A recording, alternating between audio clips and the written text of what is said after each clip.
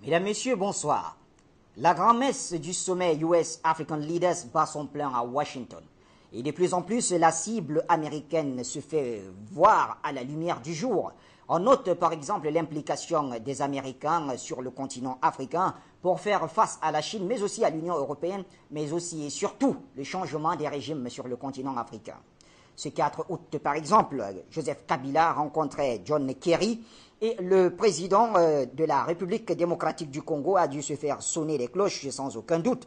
La RDC est avec le Rwanda le centre de la nouvelle implication des États-Unis dans la région des Grands Lacs et Washington ne veut pas d'un troisième mandat de Kabila et le fait savoir inlassablement. On notera que c'est la seule rencontre bilatérale en marge du sommet.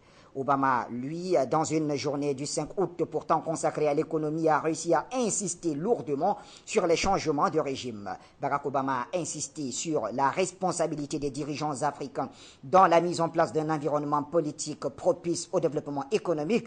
Il recevait l'ensemble des dirigeants à la Maison-Blanche mardi soir pour un dîner. Il a également souligné qu'il entendait parler de sécurité et de paix, thématique qui a effectivement été soulevée lors du sommet des chefs d'État et de gouvernement ce 6 août. Le prix Nobel qui mène entre autres des guerres sanglantes en Afghanistan, en Irak, organise la guerre en Syrie, a détruit la Jamahiriya libyenne et légalisé des frappes permanentes par ses drones, n'a hésité à déclarer, je le cite, « L'avenir appartient à ceux qui construisent, pas à ceux qui détruisent. Il est difficile d'attirer des investissements et extrêmement compliqué de bâtir des infrastructures et d'encourager l'esprit d'entreprise au beau milieu d'un conflit. » Fin de citation. Les États-Unis donc apportent-ils la paix? Les États-Unis apportent-ils la sécurité à l'Afrique? Washington peut-elle assurer la paix sur le continent africain? Ce sont les questions que nous allons aborder avec notre expert, le géopoliticien Luc Michel, qui sera en direct et en duplex des studios d'EOD TV. C'est à Charleroi, Bruxelles South. Un avertissement tout de même pour nos téléspectateurs. Donc, une partie de notre seconde émission est illustrée de documents vidéo provenant du State Department US et de l'Africom et obtenus par la correspondante d'EOD TV. Ils sont ce qu'ils sont et il ne faut pas oublier que Hollywood est la petite sœur du Pentagone et ça tout le monde le sait. Mais ces documents donnent une bonne idée de l'implication militaire des États-Unis en Afrique. Suivons d'abord quelques éléments et on revient pour en parler avec Luc Michel. Of Senegal, the President of the Republic of South Africa, the President of the Republic of Tunisia, the President of the United Republic of Tanzania, and our moderator, co-anchor, CBS This Morning, anchor and executive editor, Charlie Rose, Mr. Charlie Rose. Thank you. Thank you. Thank you very much. You have heard in the days of this summit that it is historic. You just heard the Vice President and the Secretary of State talk about its significance, that it can change things, that it is a summit that is historic. See, done. So I will begin, and we'll go down the road because they don't speak with the same voice, obviously. They have different issues and different problems, but we're talking about a continent. And I want to hear from them in terms of the significance of this conference and what you expect and what you need and how you see what you've been hearing here. Would you reflect on that for me? Is that it? Yeah. Okay. Well, this conference is significant in the sense that, one, it is the first of its kind. The first ever. We have the US-Africa Summit, bringing all African leaders together, meeting the US leadership. Of course, the US has relations with all the countries gathered here, political, diplomatic. We receive development assistance from them. But a meeting that brings together the US government and the US private sector, this is something unique. And we have a lot of expectations because we want to move not only from, our relations should not only be relations between aid donor and aid recipient, but we want to move to the next level now of investments and trade. And my colleagues can complement. Many of us have been visiting the United States, doing road shows in many towns, investment forums, talk to U.S. businessmen, but we have not been as successful. I think this time, the President of the United States, the Vice President, the Secretary of State, the Secretary of Commerce, encouraging the U.S. business community to take Africa seriously. I think this time we'll make it.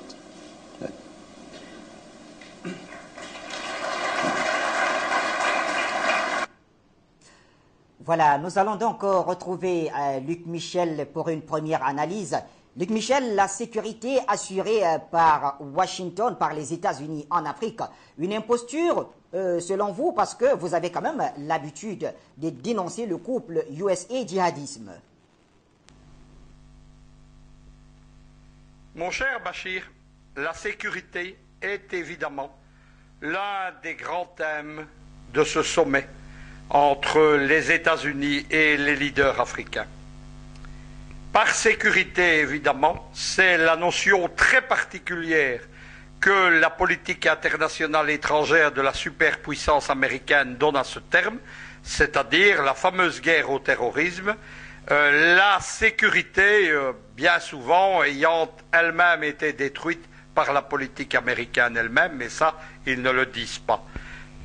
Ce terrorisme, cette guerre au terrorisme, qui a été lancée par George Bush dès l'Afghanistan, c'est évidemment un beau prétexte.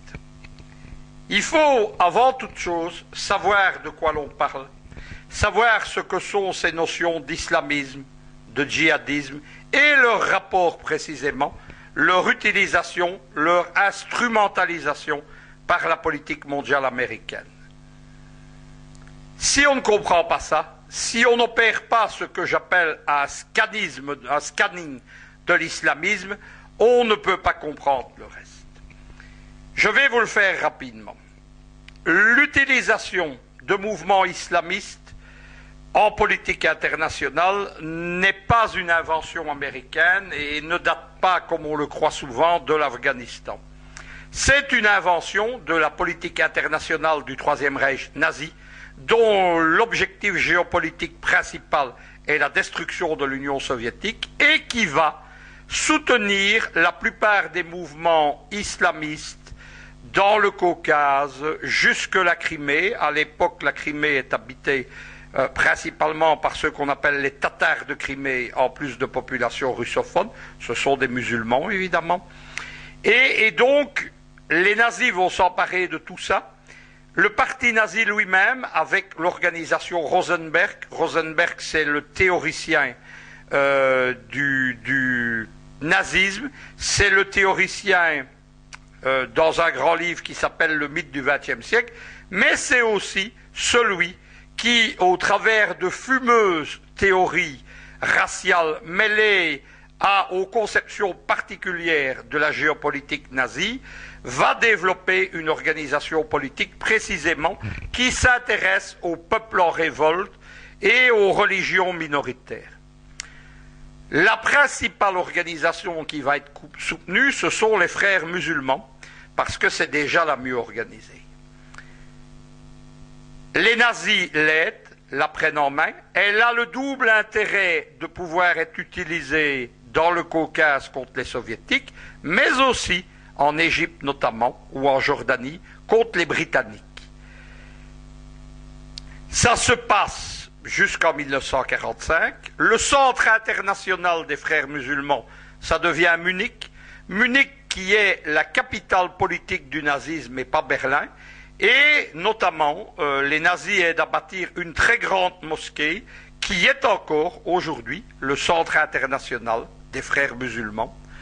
À partir de 1945, le général allemand Gehlen, qui tenait en main tous ces mouvements, qui était l'homme de la subversion anti-soviétique à l'Est, passe avec armes et bagages aux Américains. Il va notamment être le créateur des services secrets de l'Allemagne de Bonn, devenue l'Allemagne de Berlin, et ces mouvements, pas seulement d'ailleurs les islamistes ou les frères musulmans, mais par exemple les fameux bandéristes ukrainiens que Washington a mis au pouvoir en février de cette année à Kiev, sont également pris en main, à la fois par les Américains et par les Allemands, mais ce sont les Américains qui dominent. Arrive la deuxième phase, c'est 1979, c'est la grande tentative des soviétiques d'accéder aux mers chaudes et d'imposer une république communiste ou socialiste, progressiste en Afghanistan. J'ai toujours dit, vous savez que je ne pratique pas la langue de bois, que ce sont les années heureuses de l'Afghanistan. Oublions les grandes leçons d'histoire des libéraux à la Reagan sur la domination soviétique et des choses pareilles. On a vu ce que ces libéraux, ce que Reagan a fait de l'Afghanistan. C'est l'époque où les femmes sont libres, sont officiers, juges, professeurs d'université, où elles s'habillent normalement. Il n'y a pas la burqa, le tchador, etc. Tout ça va être balayé par la politique américaine. À partir de 1979, en accord avec ses alliés saoudiens, rappelons-le, qui sont partisans d'une doctrine, d'une vision de l'islam radical extrémiste qu'on appelle le wahhabisme, qui est une des sources de l'islamisme, et avec les services secrets pakistanais. Le Pakistan, c'est un régime qui provient d'une dictature islamiste dirigée par l'armée. Les services pakistanais, c'est l'ISI. Eh bien, ils développent des réseaux de moudjahidines, de djihadistes en Afghanistan. L'homme qui s'en occupe, c'est un jeune secrétaire d'État, il s'appelle Brzezinski côté américain. L'homme qui a la direction opérationnelle côté saoudien, c'est un jeune militant islamiste, il s'appelle Oussama Ben Laden. L'alliance va durer pendant toute la décennie des années 80, mais elle ne va pas s'arrêter là. Vient ensuite la volonté des Américains, l'Union soviétique implosée, de détruire la Yougoslavie.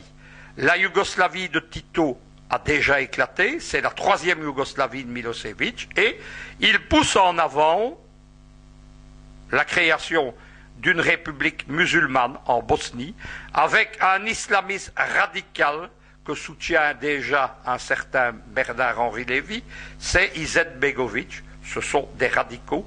Derrière eux, il y a les réseaux Ben Laden déjà, et il y a une grande erreur de la politique internationale iranienne qui soutient aussi le régime d'Izetbegovic.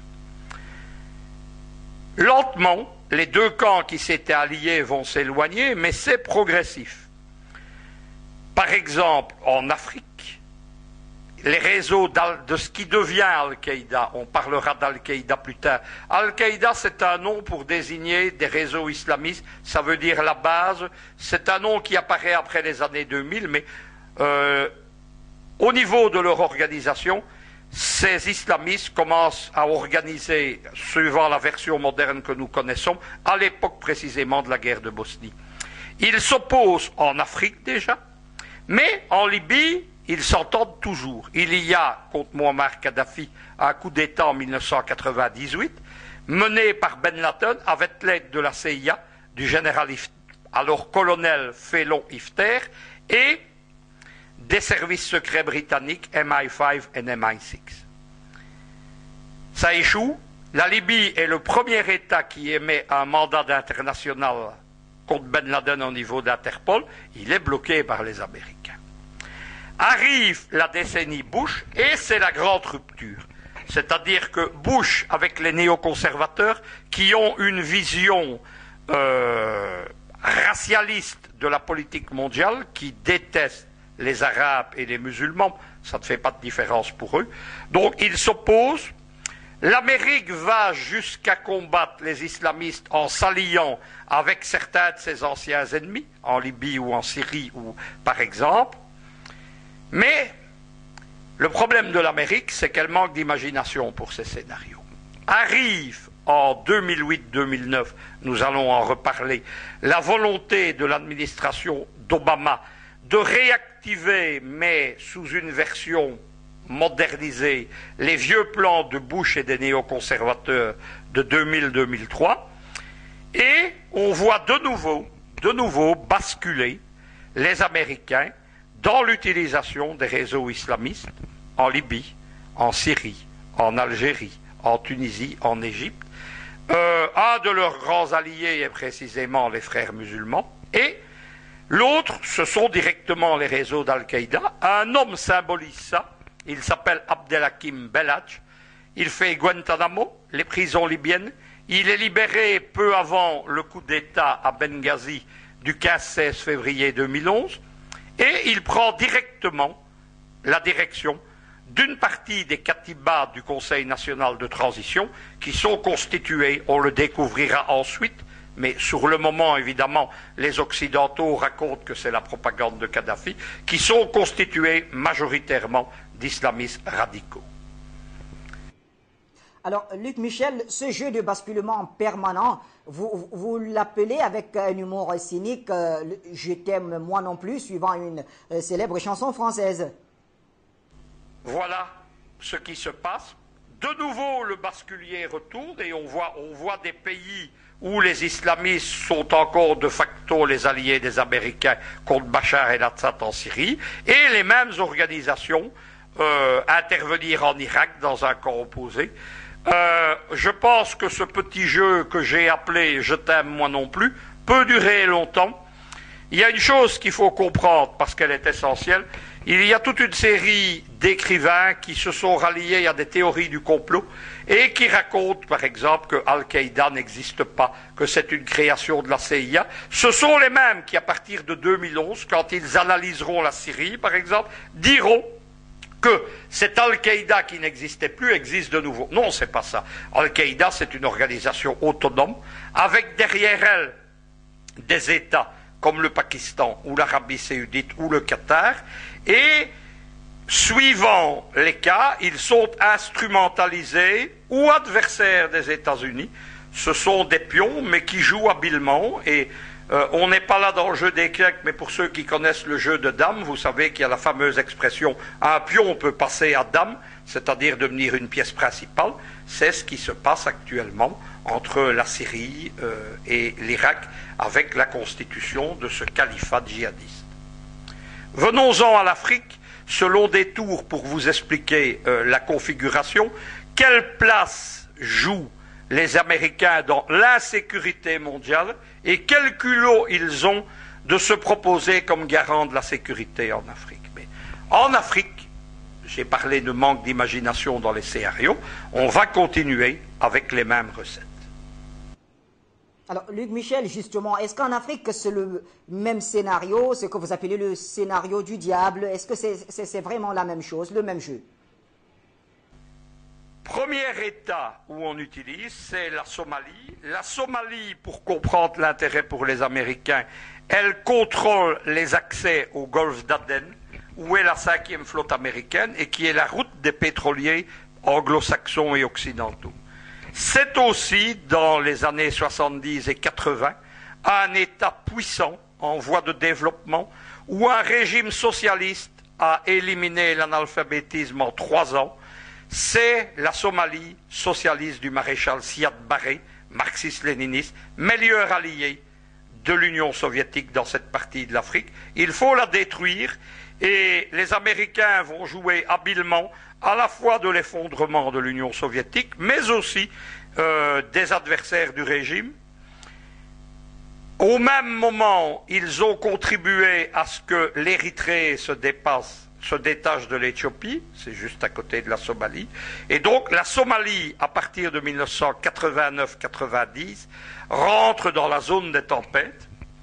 Les Américains vont progressivement utiliser comme des pions des forces islamistes locales. Ce sont tout d'abord les tribunaux islamiques qui, à un moment donné, prennent le pouvoir à Mogadiscio. Et ensuite, ce sont les fameux Chebab que nous connaissons, puisqu'ils contrôlent une très grande zone. On les dit comme AQMI ou comme Al-Qaïda régulièrement vaincus. Ils se replient simplement. Ils ont frappé cette année au Kenya notamment, et ils menacent même les frontières du Cameroun. Voilà la situation. À partir de cela, les islamistes vont être utilisés ou tolérés dans toute la zone du Sahara et de l'Afrique subsaharienne. On les retrouve, les réseaux d'AQMI directement, contrôlant les routes notamment de la drogue et de contrebande de cigarettes dans le Sahara à partir d'un autre État failli à cause de la politique occidentale, c'est la Guinée-Bissau. On retrouve les Katibas d'AQMI un peu partout, l'effondrement totalement organisé, la destruction de la Jamaïria de Kadhafi retire l'État qui garantissait la stabilité politique de la région. C'est l'expansion des réseaux islamistes d'Al-Qaïda, d'AQMI, d'Ansar al-Sharia, des Shebab, de Boko Haram. Arrive aussi évidemment l'époque moderne que nous connaissons. Alors, Luc Michel, est-ce que à cette époque, je vais dire à ce jour, le scénario du diable continue encore sur le continent africain et même un peu partout? Mais j'en viens, Bachir, à l'époque actuelle, et j'en viens à notre sujet de la sécurité. Nous y arrivons directement. En 2007-2008, donc l'administration Obama fait des plans pour remodeler donc les vieux rêves du Grand Moyen-Orient. C'est comme ça que les appelaient les néocons et George Bush. Ne vous laissez pas avoir ce Grand Moyen-Orient. Il comprend les Balkans, le Caucase et une partie de l'Afrique. Il décide de créer un commandement pour l'Afrique de l'armée américaine, c'est le fameux AFRICOM. Et il décide également, on l'ignore le plus souvent, il décide également de réactiver un certain nombre d'États alliés, dont la France, qui est devenue le meilleur adjoint de la politique américaine dans l'Afrique saharienne et subsaharienne.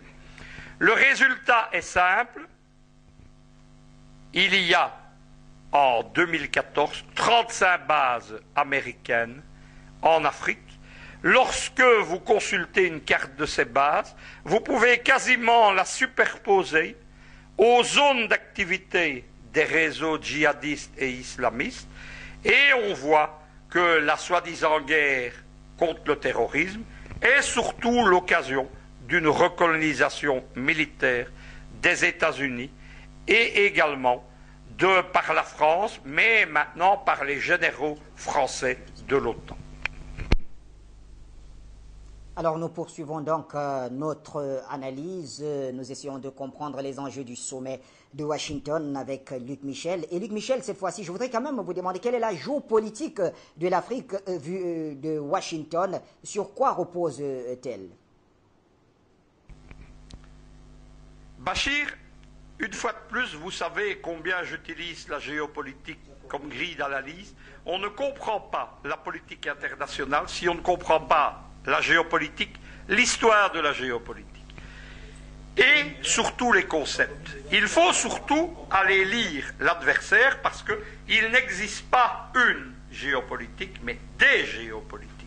C'est-à-dire qu'une géopolitique existe par rapport à un État qui l'utilise ou par rapport à des idéologues comme moi qui visent à créer un nouvel État. Et la géopolitique existe vue de quelque part. Elle existe vue des États-Unis, c'est la géopolitique américaine. Il y a une géopolitique chinoise vue de Pékin. Il y a une géopolitique russe vue de Moscou. Dans la géopolitique américaine, l'Afrique n'existe pas comme concept géopolitique. Ce n'est pas un bloc. Ce qui existe, ce qui est fondamental, c'est pour eux le contrôle de l'Eurasie par le contrôle de ce qu'ils appellent l'anneau extérieur, le Rimland, qui vise en fait, en gros, à encercler et à neutraliser la grande puissance continentale en Europe, qui est, depuis 1942, l'Union soviétique, puis la Russie. Dans cette vision, arrive le projet dit du Grand Moyen-Orient, qui vise précisément à sécuriser cette partie. Et dans cette vision, l'Afrique saharienne et subsaharienne est simplement la frontière de ce grand Moyen-Orient. C'est ce que les Romains, il y avait une géopolitique romaine, appelaient le limès, c'est la frontière. Il faut donc assurer une ceinture d'État avec des bases militaires. Et si on n'est pas capable de prendre le contrôle de ces États, ce qui est le cas aussi bien des Américains que des Français, on applique alors la fameuse théorie du chaos, diviser pour régner. On fait éclater ces États qui deviennent des zones d'instabilité et l'occasion pour les bases américaines ou françaises de l'OTAN de s'installer et l'occasion de se déployer pour les mercenaires, les armées privées qui assurent la sécurité des multinationales. C'est ça la vision africaine géopolitique des États-Unis. S'ils vous disent le contraire, il faut aller lire les géopoliticiens américains. Le grand général allemand géopoliticien Haushofer, c'est l'inventeur de la théorie notamment des blocs continentaux, disait que c'est un honneur de se faire renseigner par l'adversaire, c'est ma position. Voilà ce qu'on retire de la lecture de la géopolitique américaine. Au milieu de tout ça, il y a l'AFRICOM. Il faut comprendre quelque chose, c'est que l'AFRICOM en Afrique, c'est le bras armé des États-Unis pour appliquer leur politique de domination et également pour infiltrer les États qui acceptent de travailler avec l'AFRICOM, notamment par une politique habile de coopération militaire. First impressions are often the strongest. For the participants of the African Land Forces Summit, their initial insights into the making of the American Army came at the National Infantry Museum at Fort Benning, Georgia. And I think our partners are impressed and in some cases awed by the history, the reputation of the American infantry and armor. Fort Benning is the Army's Maneuver Center of Excellence, a place where America's soldiers are formed and trained for combat in the 21st century. Complex environments these African leaders understand. We have new threats, we have new enemies. Sometimes you can't even define who the enemy is, and we work in an environment of, which is very unpredictable. So all this calls for adaptability. This is the final event in a week's worth of unique and personal interaction. For the more than 100 senior African Army delegates from 32 countries, this is an opportunity. These type of meetings are very important because it allows us to be able to meet our fellow colleagues from the region of Africa in a different form to be able to share experiences. The summit is hosted by U.S. Army Africa, the land force component of U.S. Africa Command, DoD's commitment to long-term engagement with the continent of Africa. Relationships are everything, and for us the ability to take cooperative relationships and then grow those over time into enduring partnerships is really the ultimate goal. From basic training to elite rangers in action, the tour at Fort Benning was a chance to demonstrate how America's warriors operate and why. They saw brand new privates, they saw sergeants who'd been in the Army for a couple of years, and the officers who would lead them all at one place, and they walk away knowing that those are the kind of things they want to be able to take back to their country. Keep it up. This is the inaugural gathering of the African Land Forces Summit, the first of its kind where the focus is Africa and the connection with its armed forces, relationships that DoD looks to cultivate and strengthen. Gail McCabe, Fort Benning, Georgia. Voilà, après ces images, donc, Luc Michel, je vais me retourner une fois de plus vers vous. L'AFRICOM, c'est quoi? Comment est-il né? À quoi ça sert, Luc Michel?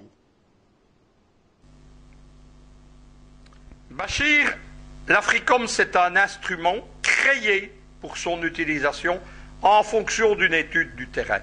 À l'origine, il y avait un commandement unique des Américains pour l'Eurasie et toute l'Afrique, à l'exception justement de la zone du golfe d'Aden, qui dépendait d'un commandement à Bahreïn créé pour la 5e flotte américaine. Les Américains se sont rendus compte qu'ils avaient besoin d'un instrument spécial et qu'il fallait aussi on n'était plus au bon vieux temps des colonies, qu'il fallait commencer à compter avec des chefs d'État africains plus ou moins sensibilisés, en tout cas, peut-être pas à la problématique panafricaine, mais à celle de l'Union africaine.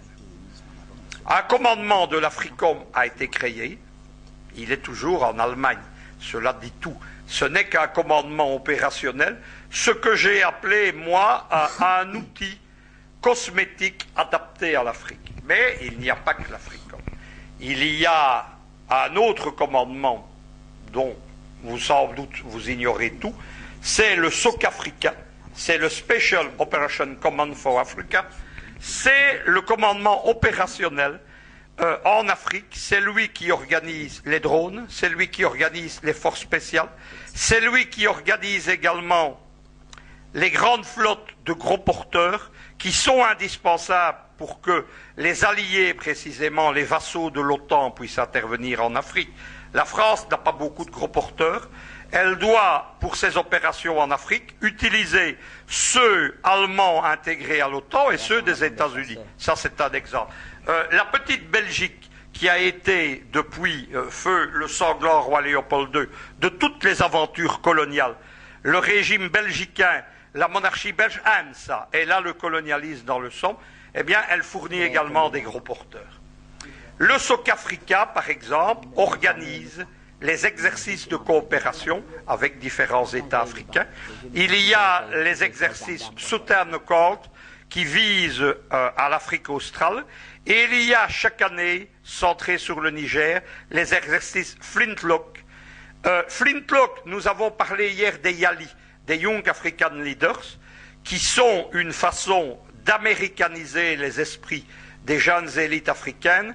Qu'est-ce que Flintlock? C'est l'américanisation des jeunes officiers et sous-officiers africains. Les chefs d'État africains ne prennent pas garde à ça. Via les exercices de l'Africom et du SOC-Africa, il y a toute une génération de jeunes officiers, de jeunes sous-officiers, qui sont en train de devenir américains dans leur tête et qui poseront demain des problèmes politiques. C'est un des buts de l'Africom. Alors, Luc Michel, pour conclure, que nous apprend l'expérience historique? Quel est le bilan de l'implication américaine en Afrique au moment où, au sommet de Washington, on parle bien sûr de sécurité? Bachir, en guise de conclusion, sur ce thème de la sécurité, puisque les Américains se prétendent la meilleure aide ou les meilleurs garants pour la sécurité en Afrique, c'est de parler très rapidement, mais de quelques États africains détruits par la politique américaine. Mais il y a la République du Congo. La République du Congo, elle a commencé sa lente descente aux enfers, pas avec les Kabila, elle a commencé avec l'assassinat de Lumumba par la CIA et leurs adjoints belges. C'est à partir de la dictature de Mobutu, agent de la CIA, meilleur allié des Américains pendant toute la guerre froide, que le Congo s'est vu piller et détruit. Il y a la Somalie dont nous avons parlé. Il y a l'Éthiopie qu'on a fait éclater pour en sortir l'Érythrée. Il y a de l'autre côté du Golfe, ce n'est plus un État africain, mais c'est la même politique. Il y a le Yémen en voie de somalisation, juste en face, de l'autre côté. Cet État qui est du côté droit, lorsque vous regardez une carte, assure le contrôle du débouché du golfe d'Aden, précisément.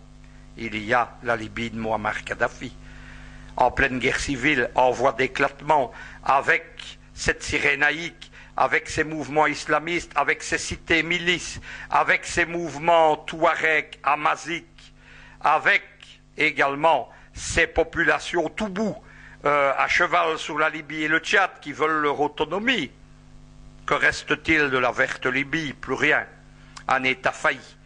Il y a le Mali, nous en parlons souvent. Le Mali, où on a également instrumentalisé les généraux français de l'OTAN avec l'aide américaine, où on a laissé s'allier les Touaregs avec les djihadistes, où on les a laissés s'emparer du nord du pays. Prétexte à intervenir. Il y a la République centrafricaine, où on a laissé d'autres islamistes, la Séléka, arriver au pouvoir dans la capitale, au nom d'un fameux Conseil national de transition, le même nom qu'en Libye. Il y a le Soudan dont le président est interdit sous prétexte de ces pays de visite à Washington. Mais parlons franchement, ce sont les Américains, par 20 ans de politique, qui ont fait éclater le Soudan, en Soudan du Nord et Sud-Soudan. Et maintenant, ce Sud-Soudan, dont on nous disait qu'il allait être un oasis de prospérité, est lui-même en train d'éclater sur d'autres bases. C'est de nouveau le processus de somalisation. Nous en arrêterons là la grande descente aux enfers de l'Afrique. Mais tant que l'Afrique n'aura pas une armée, tant qu'elle n'assurera pas seule sa sécurité, tant que chaque État africain ira discuter avec un Africom uni, avec une politique américaine unie en Afrique, il n'y aura pas de sécurité en Afrique, Bachir. C'est tout le drame de ce grand continent, riche, mais pillé, déshonoré, abusé, violé, et qui n'a pas vu, depuis près de 60 ans, beaucoup, cette décolonisation dont les colons prétendaient faire cadeau aux populations africaines. Merci à vous, Luc Michel, et l'on se retrouve demain. Quant à vous, téléspectateurs d'Afrique Média et de EOD TV, on va se quitter, mais ce sera avec ces images que nous ont rapportées nos correspondants depuis Washington, des images qui parlent d'elles-mêmes. C'est le résumé des journées de 4 et 5 lors de ce sommet. Ces images donc consacrées, entre autres, à la rencontre entre Joseph Kabila, le président de la RDC, et le ministre Kerry, c'était le 4 août. Il y a également au menu l'AGOA Forum entre les ministres du commerce sur le droit de douane. C'était également le 4 août avec au menu la prolongation de l'AGOA, le programme américain accordant des avantages commerciaux à certains produits africains. Enfin, le US Africa Business Forum organisé le 5 août par le département US du commerce et Bloomberg Philanthropy. Nous allons donc nous quitter avec ces très belles images et l'on se donne rendez-vous demain pour la suite de notre émission consacrée au sommet US-Africa.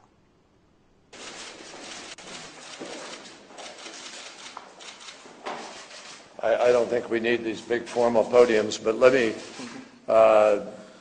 it's my great pleasure to welcome President Kabila of the Democratic Republic of Congo to Washington. I'm very, very happy he's here. He received me in May on my trip to the DRC.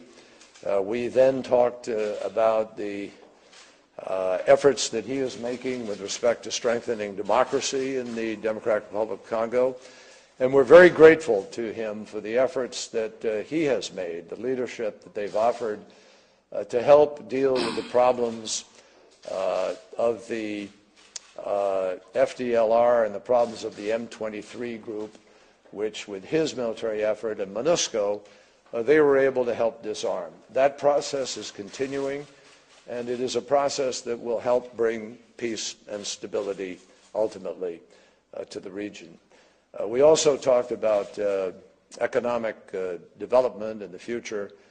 We have a lot to work on, and we look forward to a good conversation today. Thank you, Mr. President, for being with us. Thank you. Well, thanks a lot, Secretary of State. Of course, first of all, I am myself and my delegation glad and happy that we finally meet again in Washington. As I promised, I would come for this particular summit. And I'm glad that on the sidelines of this particular summit that we're going to raise once again the 3 or 4 issues in as far as the situation is concerned, not only in the Congo but the region.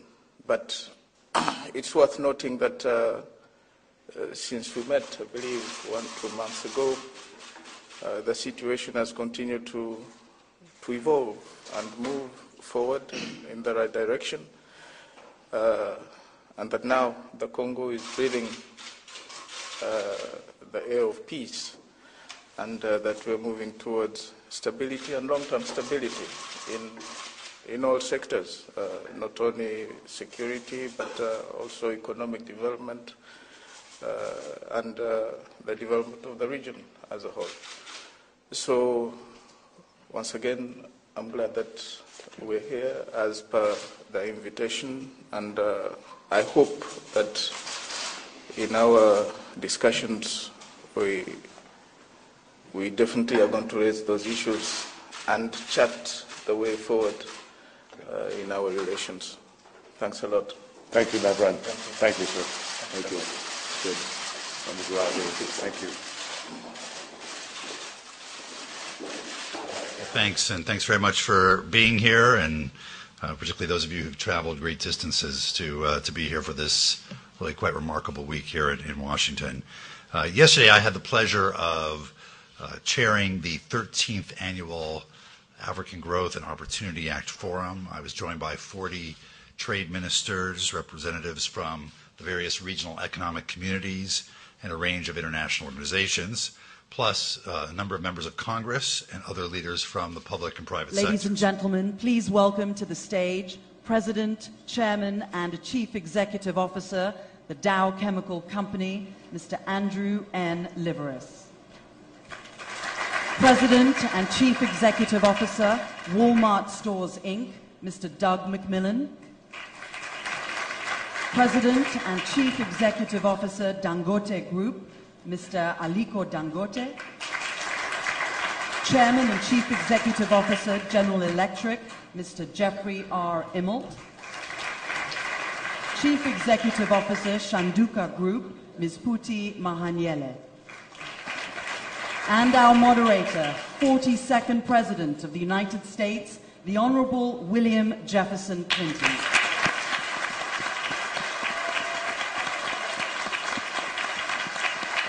Thank you very much. Good morning, everyone. I'd like to begin by thanking Secretary Pritzker and Mayor Bloomberg for the enormous amount of work they and their teams have done to bring us together, and I'm very grateful. I'm grateful to President Obama for sponsoring this. This is probably something we should have done a long time ago. There are many heads of state here from Africa and political and business leaders from both continents.